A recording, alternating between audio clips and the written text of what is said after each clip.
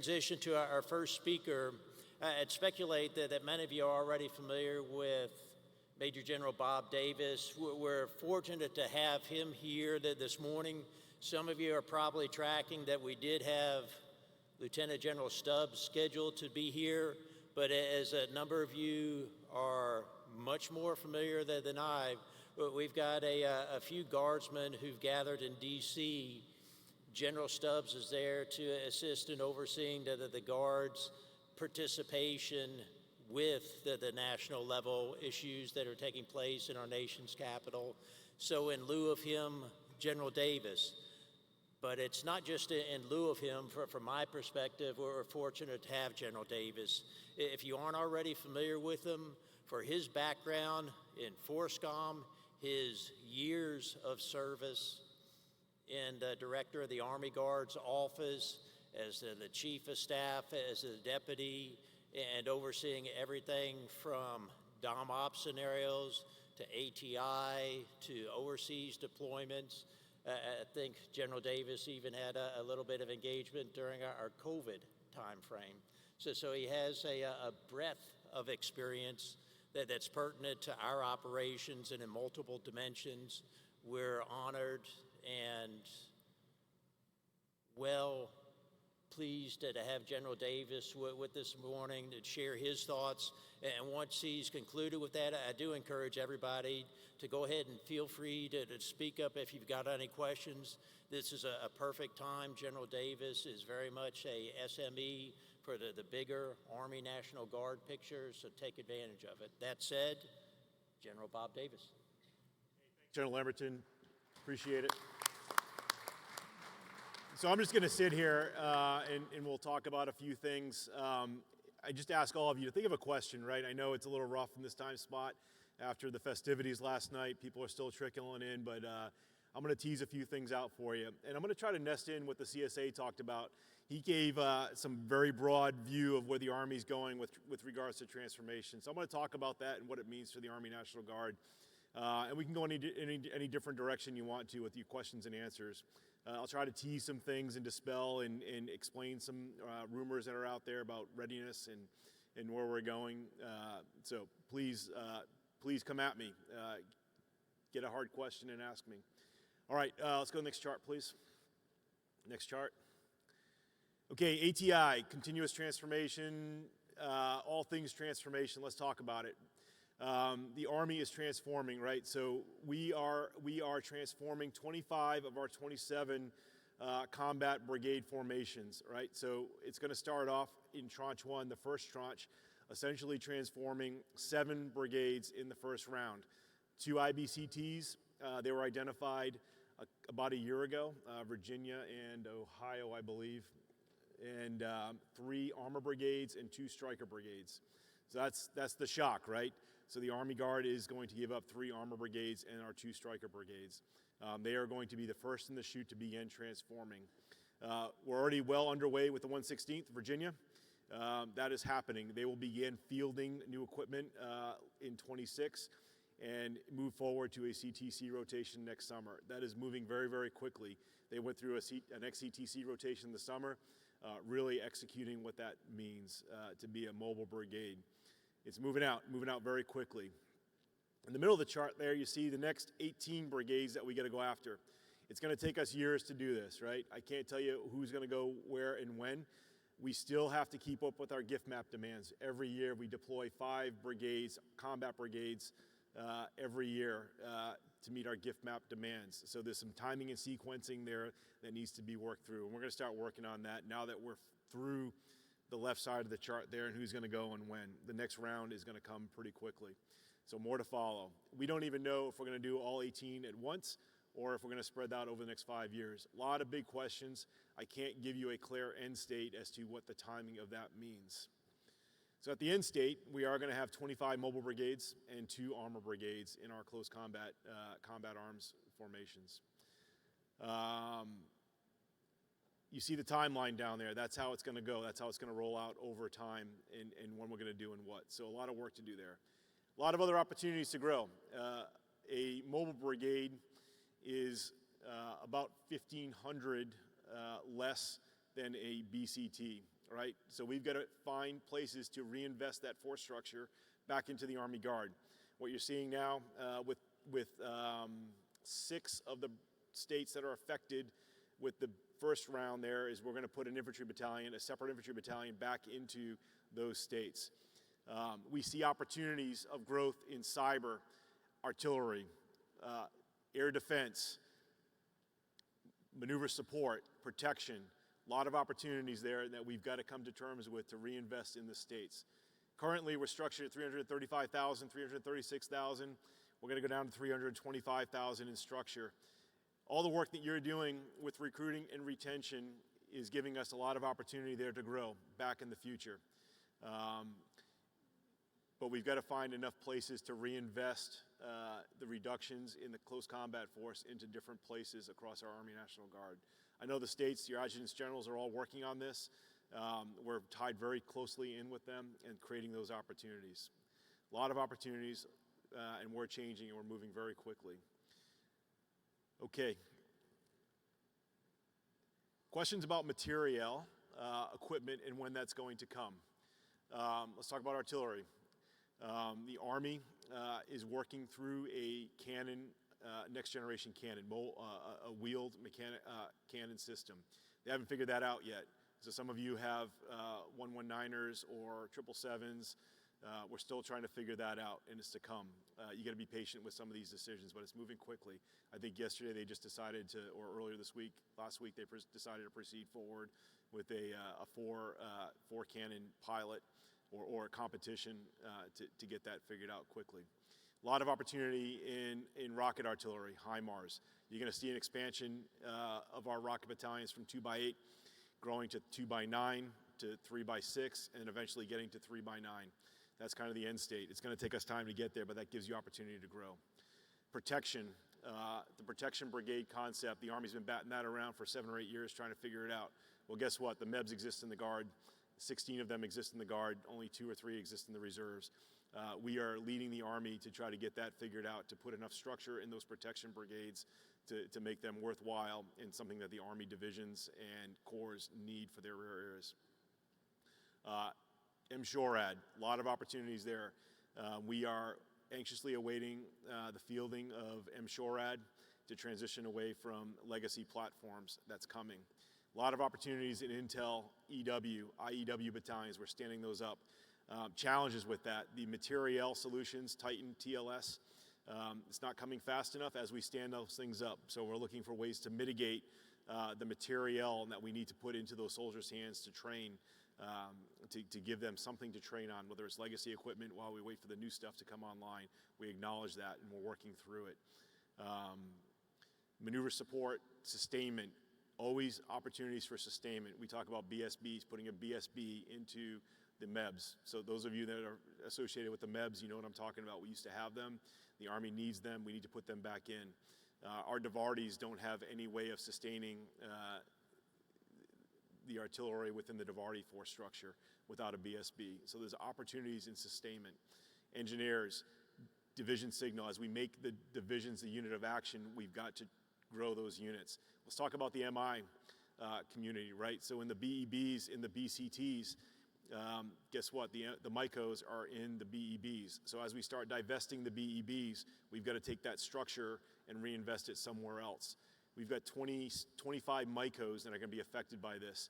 We are creating the opportunities with the ICO through CAC into the Army to make sure we retain those personnel and give them another job within the MI warfighting function, the Intel warfighting function.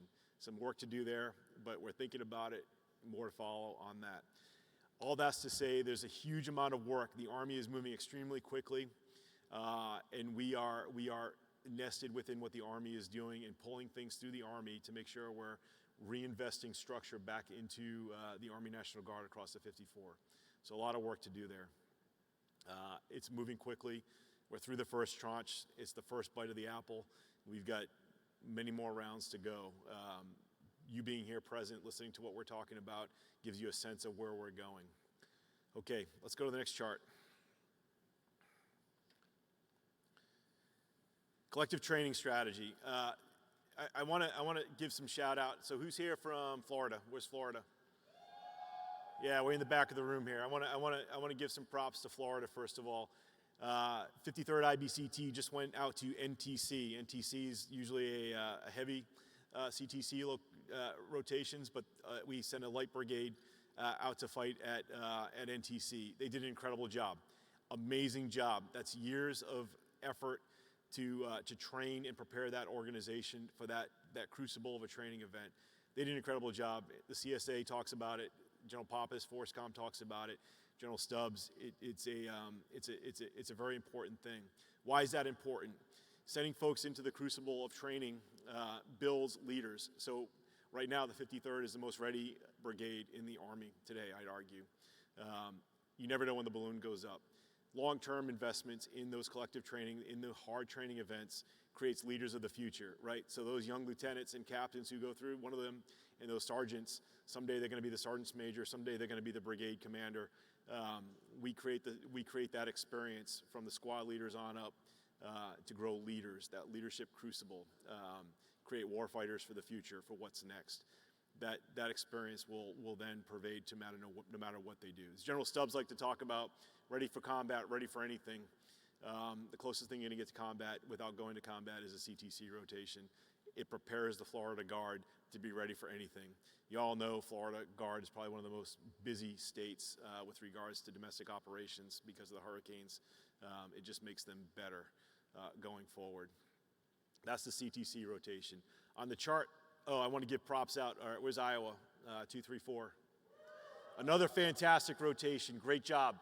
Another well-led, well-organized organization. We send them to JRTC, and then guess what? We get them through the crucible. We touched them up a little bit with some theater-specific training, and then we shipped them out the door to OIR. So they deployed right out of JRTC, right out of their rotation, right out to OIR. That did a lot of things. It created a better, more ready organization to go to OIR. There's still stuff going on over there if you haven't figured it out. And now they're ready, better than they ever could be. And they're going out the door.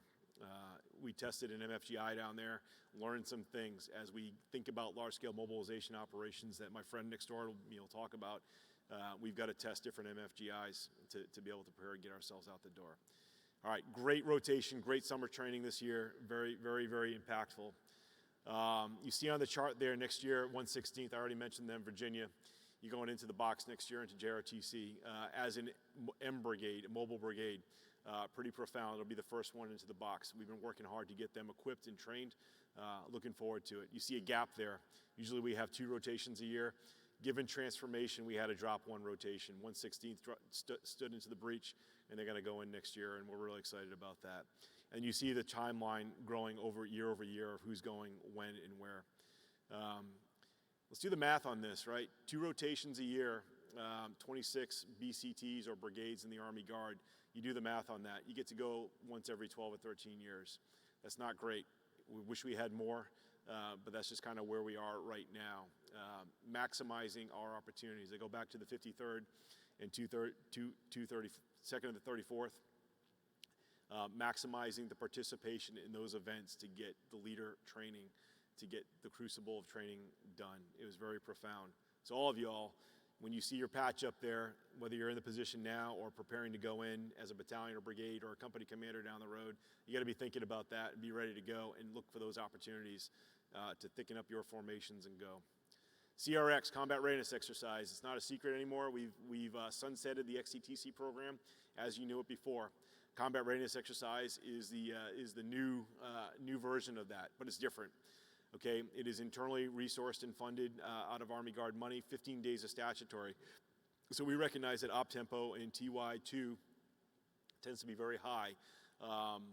So we've reduced that down to a 15-day exercise, right? We've gotten rid of a lot of the instrumentation, a lot of what XCTC used to be, much more affordable, but much more focused on platoon level readiness. May or may not be a live fire in that event, but really providing brigade commanders the opportunity to get after collective training and providing some wraparound support, OCT support, all that needs to be done there. Warfighters continue to endure for our divisions and our echelons to support those divisions. Those are critical, right? I'm an artilleryman putting an FA brigade into a warfighter was always profound to me and made me a better officer and leader. Look for those opportunities across all the warfighting functions to plug into those. They're pretty mature in terms of how we support them, and we continue doing a great job. 42nd, I think it was 42nd, was the last to go through. They knocked it out of the park, and now they're downrange. 36, excuse me. Yep, 36 there you are. 36 just went through. Did an incredible job. Well led, great organization. All right, next thing I want to talk about, Minuteman rotations. General Stubbs, when he came in, he wanted to, going back to my CTC rotation, we only get 2 a year. He worked with General Pappas in the Army to get plug-ins, company, battalion plugs into active duty CTC rotations. So on the chart there, you see 2 units that are going to go in. Florida, they're plugging in an air defense battalion with the 82nd Airborne next winter, or this coming winter. DIVAD type capabilities, plugging in 15 days statutory to plug in a battalion to support that warfighter. It's all within their budget, all within their ability. I share that with y'all because we all need to be looking for those opportunities to plug in to active duty rotations within 15 days of statutory to create training outcomes. Very, very powerful there. So I'm happy to pull the thread on that anymore. All right, next chart. Minuteman campaign plan. So as a headquarters, we like to have a campaign plan to organize ourselves around. What this is a way to organize ourselves around all things transformation and all things money. At the Bureau, we're not a command, we are a bureau. We manage $19 billion of resources to support you all. That gets all distributed to the states, and how we do it and prioritize that. What this campaign plan is doing is being nested within the Army's campaign plan of all things transformation, and Chief NGB's campaign plan to make sure we're generating the right outcomes. That's the so what of this thing. That'll filter down into your states, your G3s, chiefs of staff, tags, you're all tracking that. It's something we've been developing and we're pretty excited about as a unifying way to focus ourselves. All right, I said resources, I said money. Let's talk about it a little bit. Year over year, I'm gonna start broad. Most of us grew up, those of us that have been around for a minute, grew up. Some of us have been around before 9/11, a lot longer than before 9/11. When 9/11 hit, our nation called upon the Guard to do a lot of hard rowing. They called upon the Army to do a lot of hard rowing in some long fighting, in some long wars. The Army was a priority, right? Whatever we needed, we got. Whatever equipment, whatever training, whatever dollars we needed. And that was really funded through OCO. In 2019, OCO went away, so that flexibility disappeared. In 2017, you started seeing a pivot to the Pacific, right? The pacing threat of China with Russia in the background in 2017 has been what our Army's been thinking about, or our nation has been thinking about. The pivot to the Pacific is not new. It's been there for quite a few years now. During that time, we saw a transition of priorities of our nation in where they're prioritizing defense. We're in the Army community here. We don't have any Air Force Air Guardsmen in here, I don't think. But the Air Force has to buy more planes. A couple years ago, they received a $25 billion plus up in their budget, in their top line. So where's the money going? The Air Force is going to buy more planes. The Navy's got a shipbuilding problem. They've got to get their shipbuilding in order. So you're seeing more resources going there. Oh, by the way, Space Comm, Space Forces, all things. Space is now contested. You're seeing a lot more investments going there. Recapitalizing the nuclear triad, the amount of money that our nation is spending to recapitalize the nuclear triad. I could go on. Cyber, you get the idea there. It's not to say doom and gloom for the Army, but we're just not as important as we were during the long wars. And so we're seeing that translate in budget. Between 2019 and 2025, we're seeing relatively flat budgets year over year. We were concerned that in 26 we were going to see a bit of a cliff. That turned out not to happen. The Army's top line actually increased by about 8%. That's beneficial for us, right? So we saw a bump in ours. General George, he is the unspoken hero in all of this because he was able to preserve and grow the Army's budget to transform and modernize. I believe that, and that's what we're going to see. So he is doubling down, using the opportunity of transforming for the next fight to increase our budget, and that's where we're at. So what does it mean to you all? We have and are going to be funded at a T3, T3 minus training strategy. So what does that mean? 7.4 hours flight. Where's the aviators in the room? Good aviators? So we're going to be 7.4 hours flight hours for our aviators. That's flat year over year. You could argue that we need more flight hours as safety. Where we were concerned there if they were going to go was a lot less than that. I'll just say that. But we ended up in a good place. Training dollars. We've been funded about 70 to 75% of a T3 training strategy for the last 5 or 6 years. This is not new. We see the increase of T4 units across the Army Guard year over year, and that's okay because that's where we're funded at. We prioritize our resources based upon where you are in the rearm cycle to prioritize the most important units that are going out the door for gift map, those that are going to a CTC rotation or a warfighter, and so on and so forth, right? And then, but here's the challenge with that, gang, and I'm going to be transparent and open about this. It's the compounding readiness deficit. I'm going to explain what that means. Compounding readiness deficit is if you're not important in a given year, year over year, because you're not gift map bound or CTC bound, you're getting put into a hole that's very difficult and takes more resources to dig you out. Maintenance, training readiness, it takes more time and more resources to dig you out.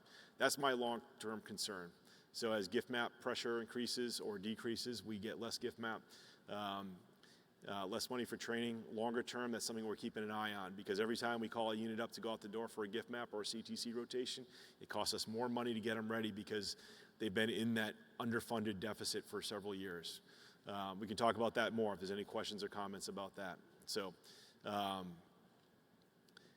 it's just the nature of where we are, and we're trying to prioritize and get more efficient.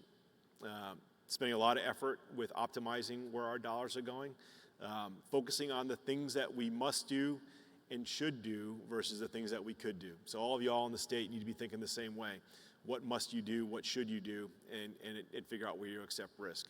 Everyone talks about requirements. We have more requirements than we have resources. We go into the POM with $34 billion of requirements. The Army validates about 25 billion of that. Congress gives us about 19 or 20 billion. That's just the nature of where we are. So the Army's position is the same way. So we year over year, we're about the same percentage of the Army's budget year over year. That doesn't change. Okay, I think I've spoken enough. I'm hoping I get some questions and comments. Hopefully there's a few ungroggy eyes in the audience that want to talk to me some more. All right, first one. Good morning, gentlemen. Captain Hallett from North Dakota. So my question is, as technology is pacing AI, machine learning, these semi-autonomous systems being developed, what is the Army National Guard doing as part of implementing that in the future to enhance our lethality for units, whether it's combat arms or maneuver support? Yeah, great question. Here's where it begins. And I look at myself, right? So what are we doing as a force to professionalize ourselves? That's probably the wrong term. To expand our knowledge what AI machine learning does. There's a lot to answer to that, right? So I went to an executive level course to understand what AI machine learning, data-driven decision-making means for the Department of Defense. I'm not the one that's going to be sitting there on the computers, right, and doing it, right? So I challenge everybody, you look for the opportunities, whether they're at MIT, Carnegie Mellon, becoming an ORSA in our nation, in the Army. There's different ways to get there, right? Where I see us going longer term is not being the PowerPoint ranger, but being the data ranger, right? Getting yourselves involved in the high level, exquisite level training events. Like here's an example, a warfighter, right? Participating in a warfighter will get you experience and exposure to this thing called Maven, right? Maven is a tool. I gotta be careful how much I say here, but it's a tool to enable to speed up the decision making for targeting and execution of striking targets, right? Fundamentally, fighting our nation's wars and how we do that. That's an example of something that's happening around us, right? There's no school that teaches you that. That's an OJT example that you got to get. going to classes, finding the right things. Our curriculum in our PME is going to be incorporating more of those sorts of things. We're looking at PEC as a way to say, okay, what do we do? What can we create there? What kind of coursework can we create there to further expand what it means to be a data warrior, an AI, machine learning, fluent person? The door's wide open. I don't have any specific answers for you, but there's so many opportunities out there that we got to be taking advantage of and creating those opportunities. So we see it. We're doing things in our headquarters, in the Bureau, as an example. If you see what's going on around DoD, we are transitioning away from the legacy way of doing data management. Low cost, low code, no code capabilities. All the data is out there in a lake that we need to have our staffs, our personnel access to be able to manipulate and present to commanders and leaders for decision, for recommendations, right? It's not about building the PowerPoint slide and updating it every 3 months. Everything is out there, whether it's prosecuting targets or making a decision about how to execute a budget. That's where we're going, and it's happening extremely rapidly. You got to get on the train. Awesome. Thank you, sir. Yep. Go ahead. Hey, good morning, sir. Lieutenant Colonel Barger. I'm the commander of the 238th RTI, Kentucky National Guard. Cool. I want to ask about funding impacts. Many states like our own have had to reduce or eliminate training in fourth quarter because of shortages in pay and allowance funding. Yep. How can we get at it and let leadership know that, okay, we're expected to be ready, but you're not going to do that if we have to cancel drill or training periods? Yeah. All right. Let's talk about this year, right? How this year went, right? So we get a budget, and we have to execute that budget. We can't overspend our budget just like your checking account. We had catastrophic success in recruiting and retention, and we have extremely low negative end strength. The health of the Army National Guard today is as good as it's been, General Perez, in the last 15 years or better. That comes at a cost, right? So we over-executed. We sent more people to basic training than we were programmed. That comes with a cost, right? We have to keep our bonus and incentives programs well-funded. Retention, right? The P is what matters. There were some bills that came into the system that we had to address and we had to pay. That's most important. Everything begins with the P. You can build the T later on. It begins with the P. So we're healthy, right? Negative end strength, all of that factors into that. Okay, next thing.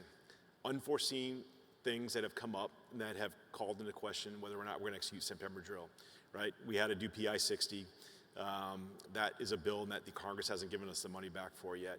Another example is 502F support to ICE. That's a bill that we haven't gotten money for yet. Third thing is DC. This is why General Stubbs isn't here right now, because of support to the DC National Guard. That's a bill. All in total, it's about $150 million that we're cash flowing, expecting that Congress is going to give us the money in September. We had to get some assurances that we're going to see that money come back to us. That's how we got here today, right? So catastrophic success on the P. That's a good problem to have, and we're going to solve that problem every day because the health of our force just gets better and better every day because of the work you're all doing. Does that help? It does. Thank you. I appreciate that question. It's a challenging question, but we got to be clear on where we are. So thank you. Yeah, go ahead. Sir, good morning. Lieutenant Colonel Dan Brown. I'm the State Training Officer for Florida, but also the 1st Squadron 153rd Cav Regiment Commander for the 53rd IBCT that just came from NTC. How'd it go? Great rotation? Great rotation, sir. We got our teeth kicked in, but we beat up Black Horse pretty good. Yeah, you did. I saw the sit reps every day. It made me smile every day. So a little bit of a selfish question as a squadron commander. Yeah. You know, we had a lot of success as it relates to reconnaissance, and I know that looks a lot different in the mobile command team, mobile brigade command team. What is that going to look like in the future as far as reconnaissance and how that's being accomplished on the Army side, sir? I want to be careful here. I'm a simple artilleryman, but I'm going to look to my maneuver friend here next door to me here to help us out with that. Yeah. Mic Can on? you shut me up? There you go. Yeah, I think we're still developing it. If you go to 2101, they rebuilt their capability in these strike companies that incorporated the UAS in lieu of the actual Scout. And so there's still going to be there's still a need for reconnaissance. But as I've talked with my friends, we're like, the reconnaissance is not going to come from 19 Delta with a pair of binos. But there's still this opportunity of how can you imagine doing reconnaissance, and then how are we going to command and control it. So 2101 did a lot of work when they went through and they built a different company. We could see it grow. That's when you hear Bob talk about there's opportunities to grow. We haven't settled on where the M will end up. And so as we continue to experiment with this equipment, you may see a growth. It just may not be called a CAV squadron, but there'll be some reconnaissance element in it, if that makes sense. Sir. Thank you, gentlemen. I get it. There's a lot of pride out there in CAV, right? I understand. I was talking to, if I may, there was, I was doing a lap around the mall, the National Mall the other day, thinking about this time here, and I ran into some guardsmen from West Virginia. Where's West Virginia? Yeah, hey, you got some great soldiers out there. I was really impressed. They were in uniform, they were disciplined, they looked sharp, they had smiles on their face. I was just really impressed with them. And I started talking to them. They didn't know who I was. I'm just in my biking kit. And eventually, you know, they say, who are you? You're asking us really pointed questions. But anyway, you know, as we started talking, you know, these are CAV troopers from West Virginia. And I was just super impressed with their knowledge about how transformation was going to affect them. The director just barely made a decision as to what we're going to do in West Virginia a couple days ago. And these kids knew exactly what was coming. They were grappling with that transition from a CAV trooper to, you know, a leg infantryman and what that meant. And they were good with it. They were excited about it. They saw the opportunities, and they were grappling with it. Of course, a couple of the young Joes were, they said, well, I'm hoping to get my spurs before we convert. So I get it, right? A lot of pride there. So big shout out to West Virginia. I was really impressed with these soldiers. Okay, who else? Go ahead. Good morning. Excuse me, Lieutenant Colonel Johnson from the South Dakota Armed National Guard. First, I want to applaud you for your efforts to be creative in getting us back into the CCTC type rotation. That's great. But one of the concerns I see on the forefront is funding for day-to-day operations, such as your CFMO $113 and your G6 or Yep. CIO. Yep. Obviously, the states are covering down right now, making those activities happen. What is the NGB's perspective on the long-term solution to that? Yeah, great question. So what you're talking about is full-time manning within the states to run the day-to-day operations. And it's something that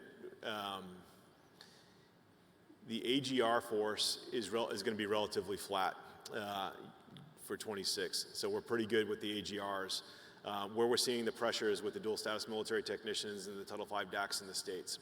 So Congress, the NDAA has reduced our technician workforce by about 1,200 personnel, right? That's about 1,000 dual status military technicians and 200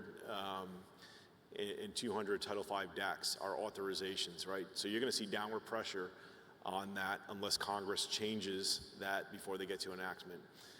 We just briefed to the director, and most of the tags were listening in the other day on MLR, what the bi-state breakdown is going to be.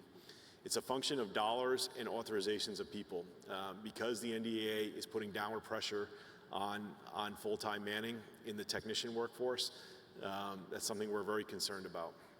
Because we know it's going to affect your ability, not just in your G6 or in your headquarters, but aviation maintenance, ground maintenance, all of those things are something we're very concerned about. We're aware of it, and we're going to have to re-baseline against that unless Congress changes something. In fact, the G1, the Army Guard G1, and I met with some staffers yesterday to talk about this. I can appreciate that, but I was really more talking about things like paying the utility bills, paying some of those FSRM, 2065 yeah. activities. I got it. It's the other side of it, right? So there's a lot to that, right? So let's talk about the G6 side of things. What happened was, as the Army goes to unified network, They were looking to reduce their spend on the networks, right? What happened was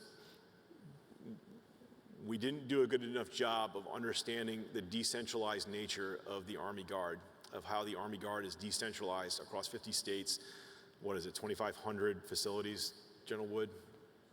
Yeah, it's like 2,500 facilities, right? So because we're so decentralized, it caused us problems in 24 and 25 with paying those network bills. So that's one thing. We've got that fixed. We've got the money there, so we don't see that as being a risk any longer. Okay, now facilities. I might have to, again, defer to my friend General Wood, our G9, in terms of getting enough money in FSRM to support keeping the lights on, paying the bills. It's something that we balance every year. It's probably not a satisfactory answer, but there's never enough money in that account to do all the things. And I'm going to use the example of Alaska. One bad winter in Alaska, they run out of money just to move snow out of their parking lots, right? So we see it and we have to smooth things around. It's a tough thing. And I could take that into MilCon and MilCon parity. Like, there's a lot of ways to go with this. Yeah, exactly. And I was just curious how, obviously, we can project or see the history that this has been a challenge. How are we getting after it for the future? Well, so this is what the Bureau does, right? We go and build the budget with the Army and DOD and Congress and advocate for those things and putting more money into the right accounts where we need it. Okay. There's a fixed amount that needs to be flattened out. Earlier I said our budget remains a consistent percentage of the Army's budget. Like, you take money from one place and you put it in another, right? So let's talk about how we pay bills, right? Ground op tempo. General Wood, what do we get? $600 million in Z-Park right now across the Army Guard? $600 million in Z-Park sitting in the Army Guard accounts right now. Grapple with that, right? That comes out of the ground op tempo account, WHST, for all the sustainers out there, right? So we use that account to pay for other bills like full-time manning, FSRM, to smooth things out. There's just not enough money in the accounts to do it all. We fight hard every single year in billing the POM to increase things, and we don't always win. $35 million of requirements, $25 million gets validated, we get about $19 billion. That's the math. Makes sense. Thank you. Yep. Okay, Colonel on this side. Good morning, sir. Lieutenant Red Colonel. Bulls. Red Bulls, yes, sir. Lieutenant Colonel Dana Sanders, Kentucky Army National Guard Cyber Program Manager.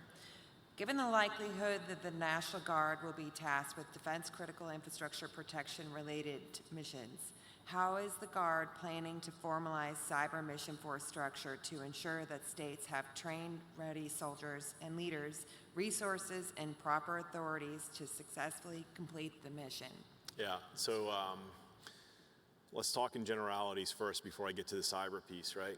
So there's going to be a simultaneity challenge with, if our nation goes to war for the next big one, there's going to be a simultaneity problem, because what's going to happen is the homeland is under threat, and our governors are going to need the Guard, right?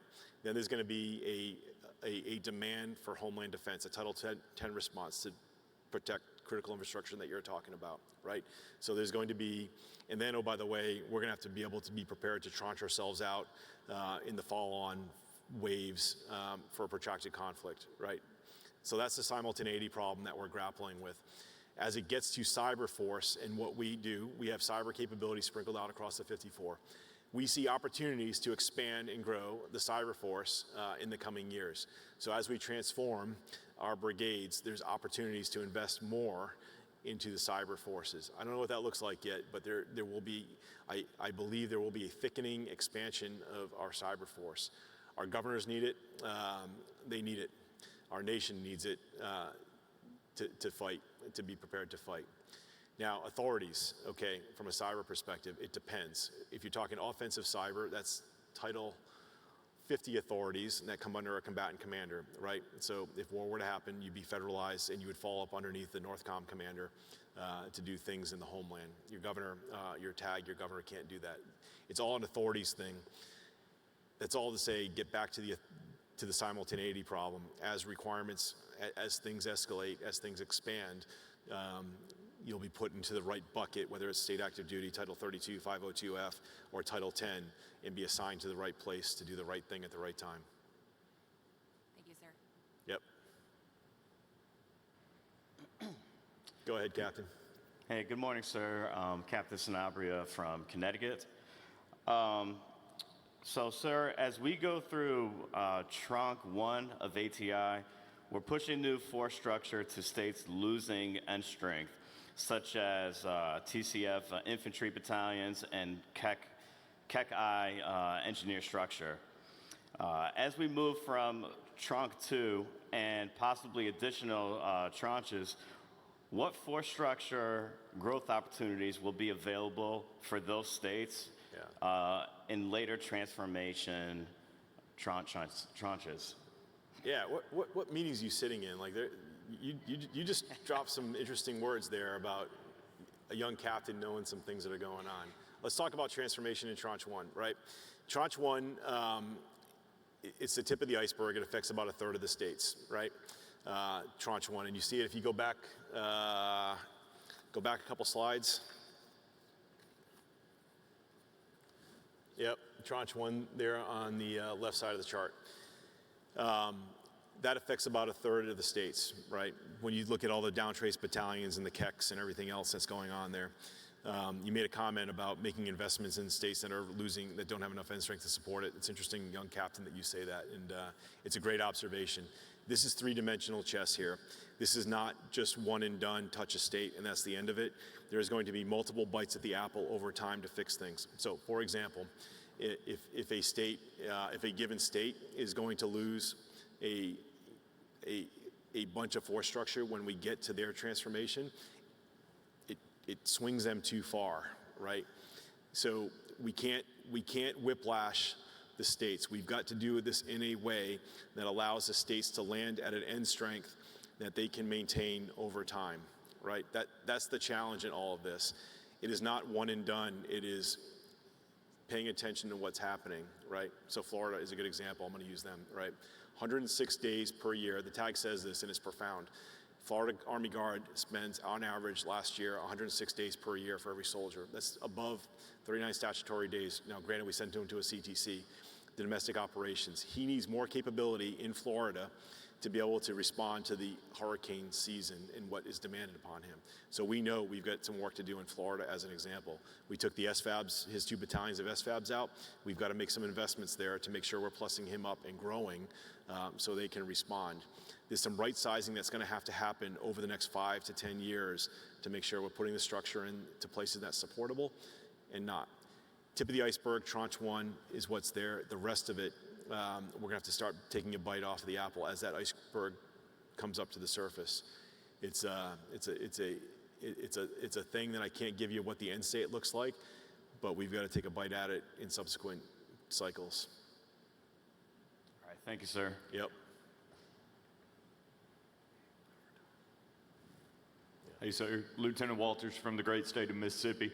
I have a question on, you were talking about the MI background and us moving around. So as a new lieutenant, how can we look at, one, becoming the best intelligence warfighter that we can, while also trying to plan a 20-year in the Army and being able to make a career out of it? As CGOs, you know, we want to make sure that we have everything planned out. But with all the uncertainty and change coming up, what would you be looking for? Yeah, you know, great question. And here's a challenge in the Guard, right? So if you're in a state, and I don't know what Mississippi has offhand, but if you're in a state that has very small footprint of MICO or of MI structure, you know, your upper mobility gets limited, right? Here's the deal. If you only have a company in your state, you're going to top out at 04, maybe 05, right? The pyramid looks pretty thin. You top out as a company commander, then you go on staff somewhere, and you know, you kind of run out of runway because those opportunities aren't there. As a guardsman, you got to be thinking about getting another branch, getting another functional area as you grow up. It gives yourselves more options. I use myself. I became a logistician because, you know, as a young major, I didn't know what the future looked like, and I figured it might make sense to broaden myself. So it depends on the state, depends on the thickness of a given branch in a state and what that upper mobility looks like. But you know, I can't speak from Mississippi specifically, but you just got to be paying attention to what's going on there and what's coming as we transform the Mississippi National Guard. Yes, sir. Thank you. Okay. I think that's it for questions. I'm over time here, so I got to yield the rest of to General Landis here from 1st Army.